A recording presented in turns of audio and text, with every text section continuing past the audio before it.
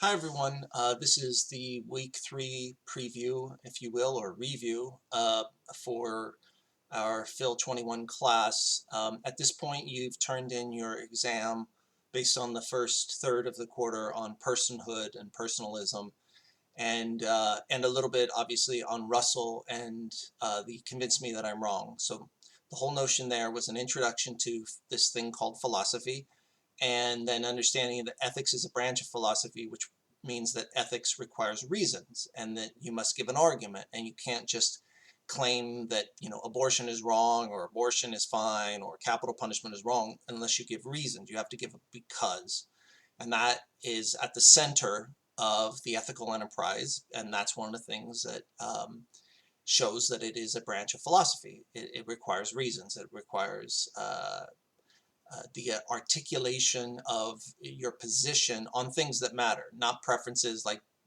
your favorite kind of flavor of ice cream or something like that, but something that has more moral weight.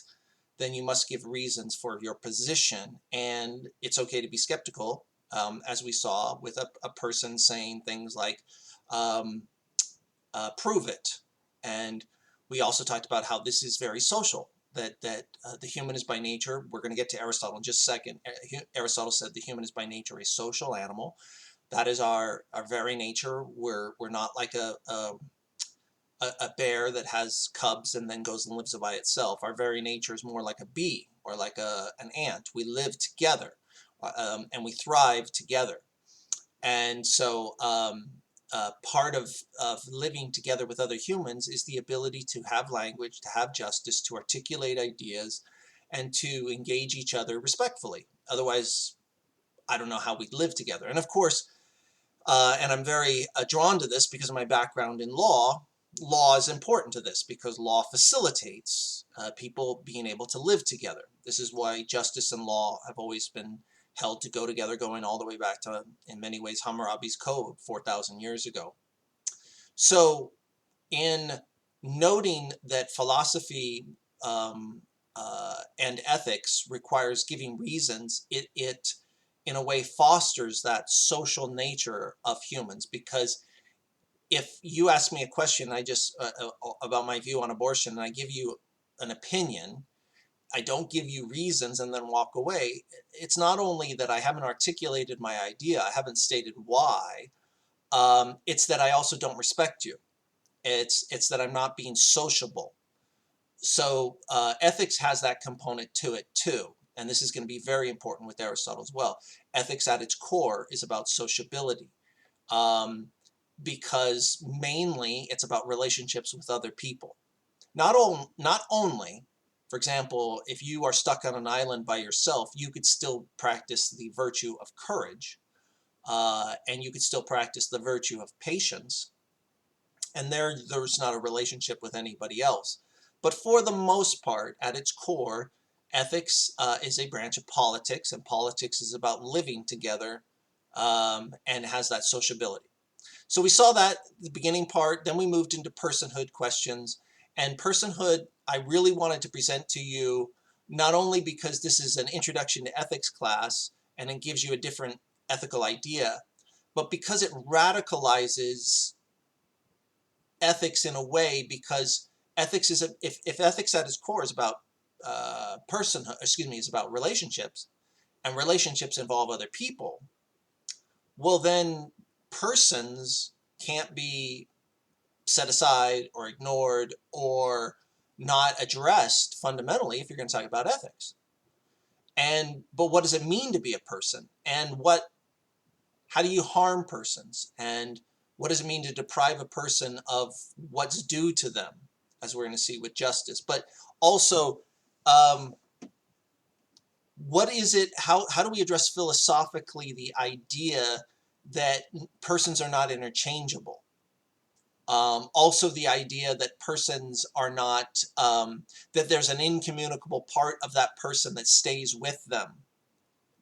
Even if they are similar in many ways, in many universal ways with all the people around them, nevertheless, they have a incommunicable part of them that is not transferable to other people. And this is why, like when a person dies, you can't bring along another person and say, oh, well, this next person has all the same attributes as the first person, so it's basically interchangeable.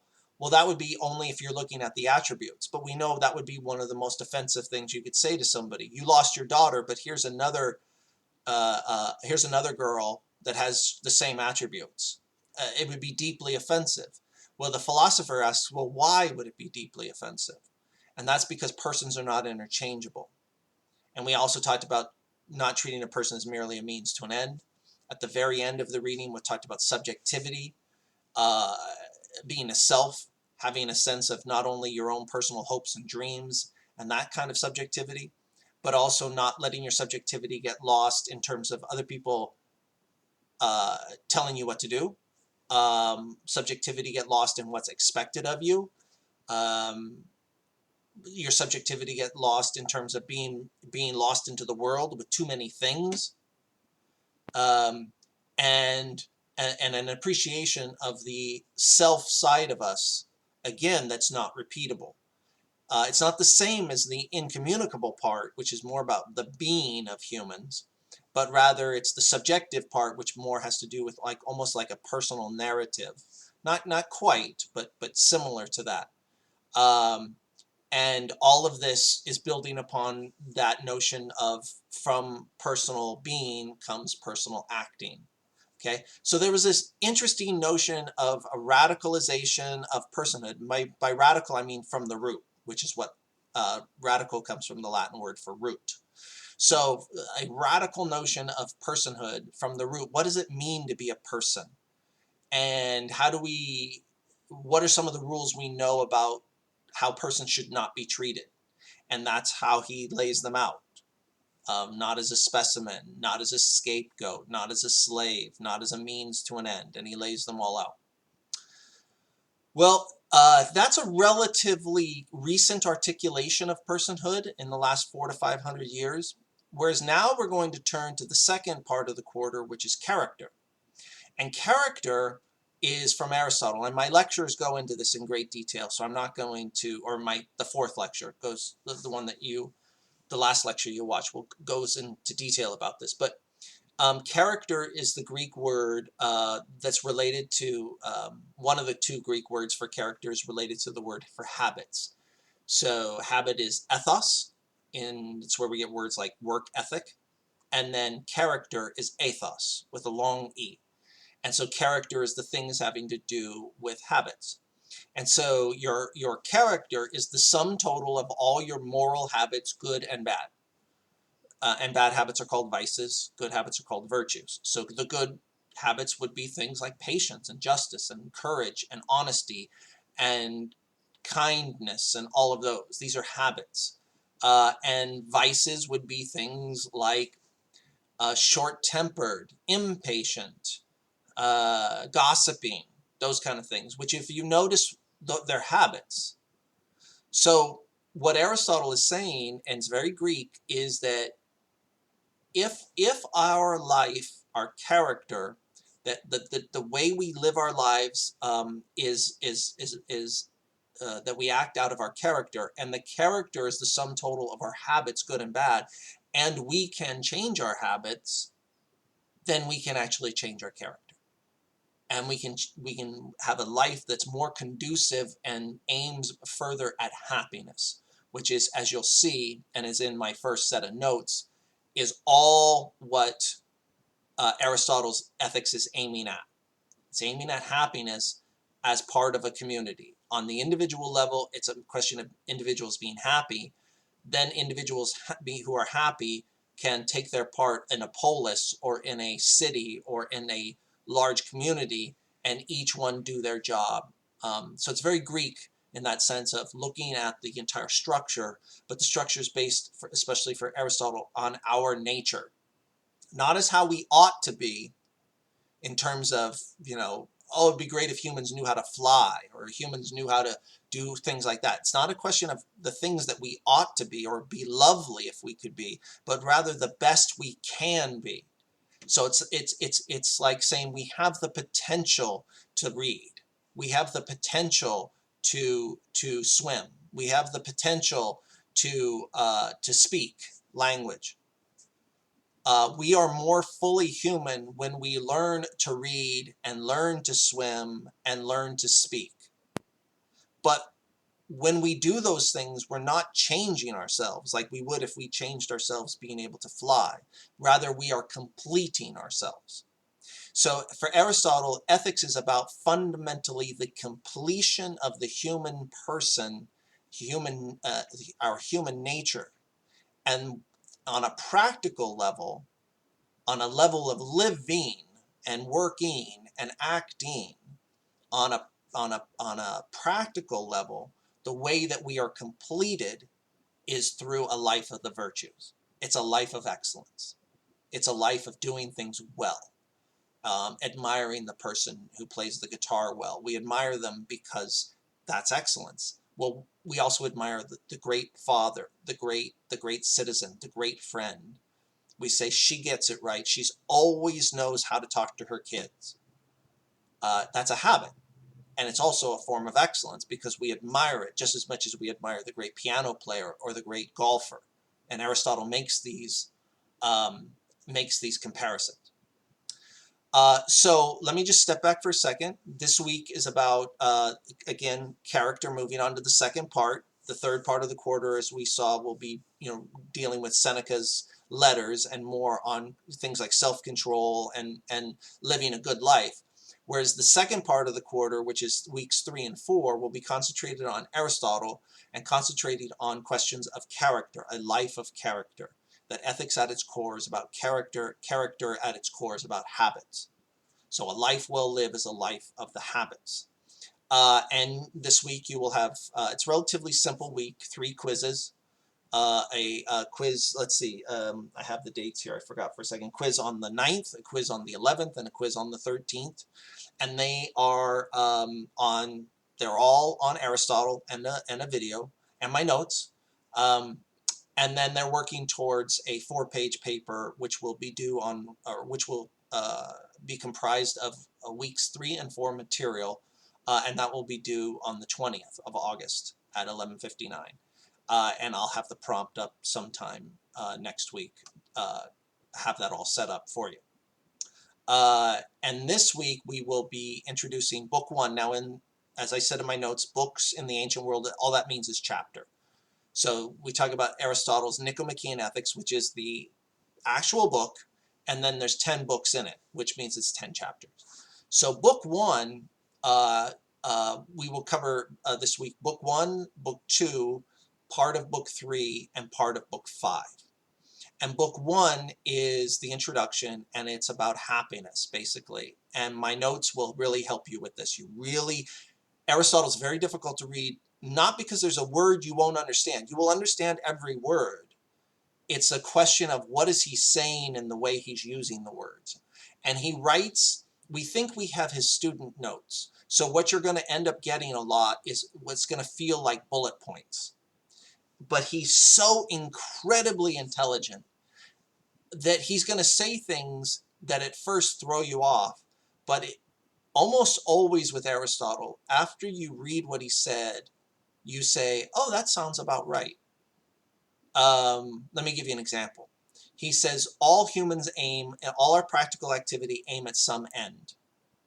Now, some ends we do for themselves, and some ends we do on the way to other ends. But there is, in our activity, for the most part, a final end that we do this in order for this, and this in order for this. So you study in order to get a good grade, you get a good grade in order to pass the class well, you pass the class well in order to get, again, good grades for your degree. You get a good degree because you want a good job. You want a good job because you want stability and money. You want stability and money.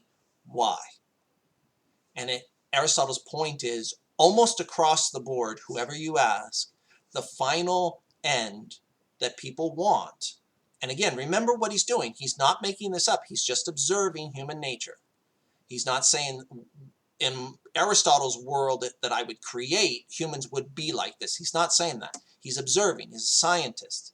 In many ways, he's the father of Western science. And he's an observer. And he says, look, across the board, when you ask humans, what do we aim at as our final end? It seems like the answer is happiness. And the answer, why? Well, you say, I want money in order to buy things. I want to buy things in order to have security. And you go through the long list, and then you say, and I want to do those things because they make me happy. Then you ask yourself the next question: why do you want to be happy? And it kind of stops at happiness. You don't want to be happy in order to. So his point is that it seems like our practical activity, and this is something that the practical man, going back to Russell, seems not to understand, is that our practical activity does not aim at only one thing, like say quantitative goods. It aims at happiness. And if quantitative goods help us towards happiness, great.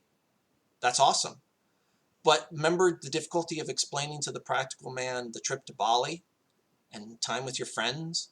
How do you explain that? Well, you can't in the practical man's language, because the practical man's language is quantitative analyses and quantitative methods.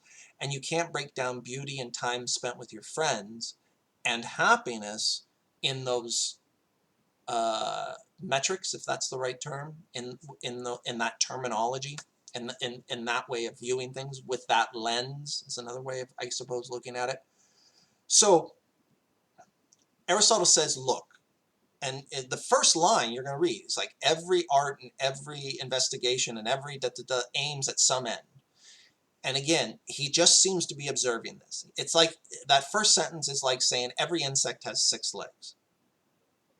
He's not, it's just a description of the way humans are. And so ethics is about, again, not changing humans, but completing humans, making us most fully human. And we saw this, you see this in phrases like when John F. Kennedy says, before the end of the decade, we will put a man on the moon and do the other things. And he says, we do them not because they're easy, but because they are hard. And in doing them, we realize what we're capable of. That's very Greek. Why does the Olympic athlete who has 10 medals want to see try for 11th? To see if they can do it. To see what they are capable of, to push their potential to the absolute maximum that they have. That's why we don't admire the people who have great athletic potential and are just middling athletes. We admire the person more who has not as much potential and is a middling athlete because they've worked their butt off to get there. But whether it be parents or coaches or teachers, they don't have a lot of patience when somebody has a lot of potential and they haven't developed it. But in developing it, they're not changing the person, they're completing the person. That's what ethics is about for Aristotle. Again, it's about completing the person towards an excellent life, practically speaking, in our behaviors, and that is a life that aims at happiness. And this is all what book 1 is about. It's in my notes, but again, it's slow going, so just you're going to have to read it 2 to 3 times at least. And the question then is, well, what is happiness? And happiness is not pleasure. Happiness is a long-term, it's like contentment or flourishing. There are days you might have a contented life, but there are days where you're just not necessarily in a good mood. That doesn't mean all of a sudden your life is unhappy. No. It just means that that day you're not in a good mood. Or we do things that are even painful in the name of happiness. We go to the dentist. We have surgeries with extremely difficult post-op, where we spend 6 weeks going through physical therapy because we know it's part of a life well lived, a life of excellence. And so happiness is the kind of life where we have meaningful relationships, meaningful friendships, and friendship is very important to Aristotle, as we'll see next week, where we have a life of justice, a life of the virtues, a life where we model excellence, where people can look at us and say, she is living a life well lived. That's what ethics is about, and that is the happy life. And as we'll see with book 1, chapter 7 on the human function, that is the life, the highest use of reason. So the happy life is the highest use of reason. The highest use of reason is the virtuous life of the virtues. The life of the virtues is the happy life. It's a circle, but without arrows. And they equal each other. The happy life is the life of the virtues. The life of the virtues is the life, the highest use of practical reason. The highest use of practical reason is the happy life. So you don't do one in order to do another. They are all what it means to be flourishing, to have meaningful relationships, to develop your potential, to become the most complete human being with these habits of excellence, and to do it over a sustained period of time. If you're like that, then you can weather a lot of storms that happen. You can get something horrible to happen to you like cancer, and you could still ride it out based upon, say, a virtue of patience or a virtue of courage. Now, if incredibly terrible things happen to you, it's almost impossible to be happy. But happiness is not pleasure, like I said, where you wake up one day and you're like not in a good mood. I mean, think about it. Don't you all understand that you could wake up, you're not in a good mood, but reflecting on it, you still know your life is pretty good. You still know you have meaningful relationships with your parents and your friends or whatever. You just happen to be in a bad mood. Well, that would not be pleasant, but you could still know that you're happy. It's a very difficult word to translate. It's called eudaimonia in Greek, but it's that notion of, these are the words that are often used: contentment, flourishing, um, what's another one? Contentment, flourishing. Um, there's another one, but I can't think. But usually those are the two: contentment and flourishing, or a sustained notion of happiness, or completeness is what it really is, because it's completing human nature. That's all book one. Then book two, again, my notes will help you on this, and this is where the lecture comes in. Book two is about habits. It's only 19 pages. It's one of the most important 19 pages ever written in the history of the world. It's incredibly important. It introduces the golden mean, the mean between the extremes, and my notes will help you with that, and lecture 4 will help you with that, especially lecture 4. And you'll see that being happy, or excuse me, having a virtue is not having the most of this or the least of that. It's having the right amount at the right time with the right person in the right way. Real quick example. If you say, I want to have the virtue of generosity as a habit, what would that look like? That would not include giving money away to any person who asks you. That's actually a form of laziness. If you think, oh, here's this person who has a drug addict, or excuse me, has a drug habit, and they're asking me for money, I'm just going to give them money because I want to be generous. That's not generosity, because notice you really don't care about the person. If generosity is defined by a openness to give to others and help them out, you're not helping another person out by giving them money if you know they're going to use it on a drug habit that hurts them. So generosity is not giving everything that people want, but neither is it saying no all the time. It's in between. It's a mean between the extremes.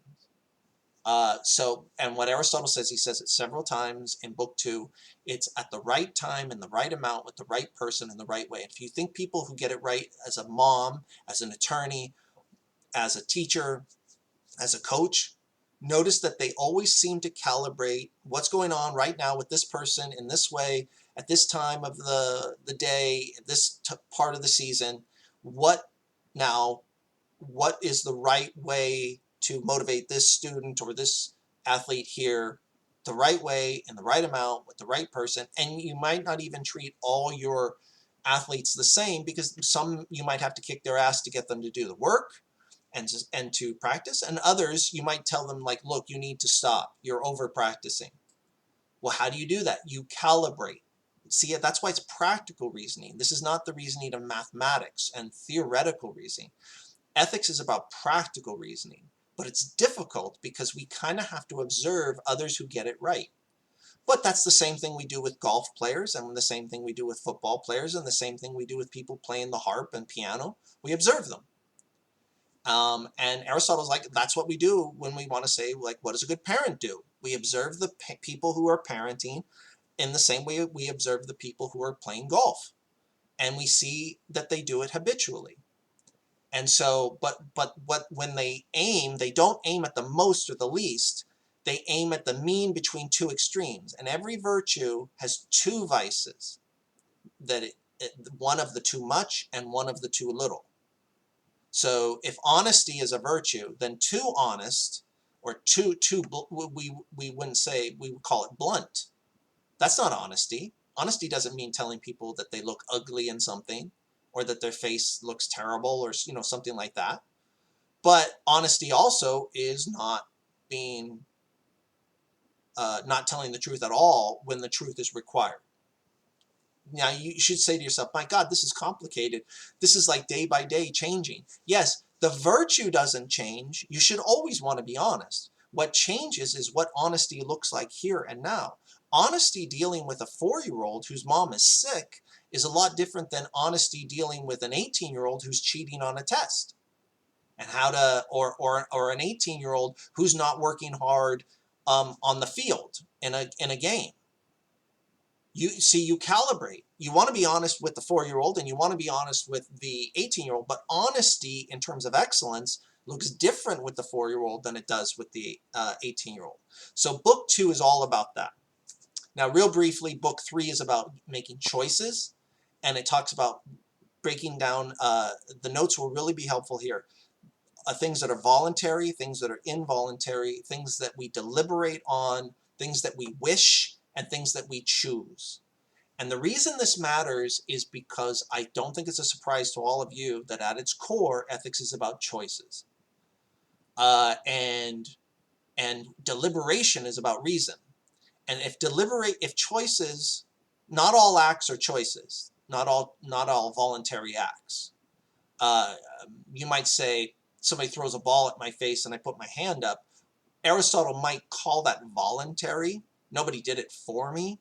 Maybe voluntary. It depends on if I were really scared. If I was scared, I'm not sure how voluntary that is. But, relatively speaking, somebody throws the ball, maybe not at my face. That's a better example. They throw it over here, and I lift up my hand and I grab it. That's a voluntary act. Nobody did it for me, but we wouldn't call that a deliberate act. I didn't deliberate ahead of time.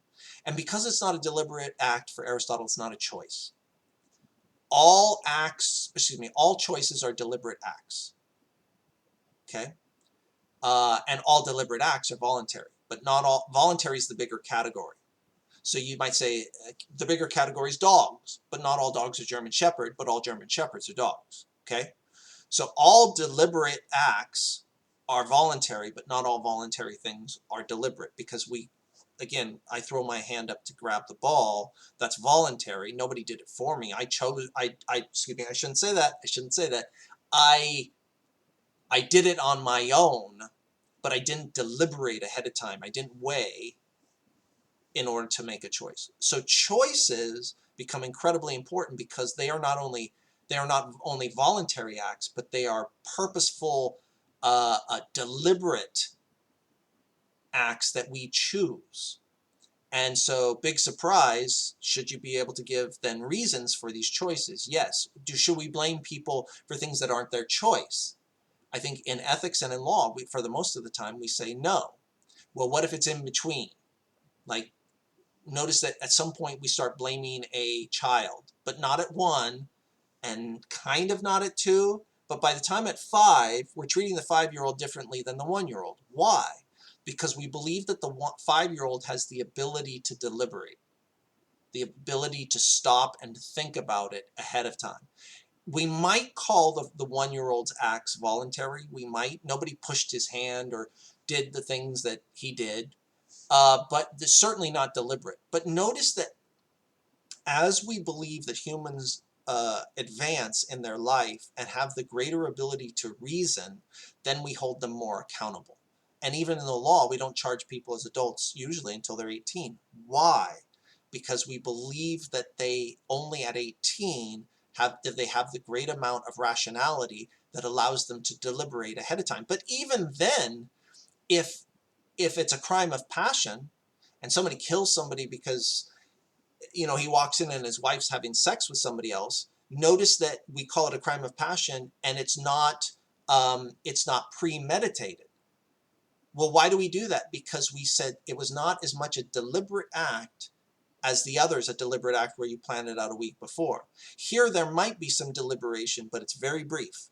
And because it's very brief, we hold people less accountable for it under the law. And we might call that second-degree murder or manslaughter. Okay?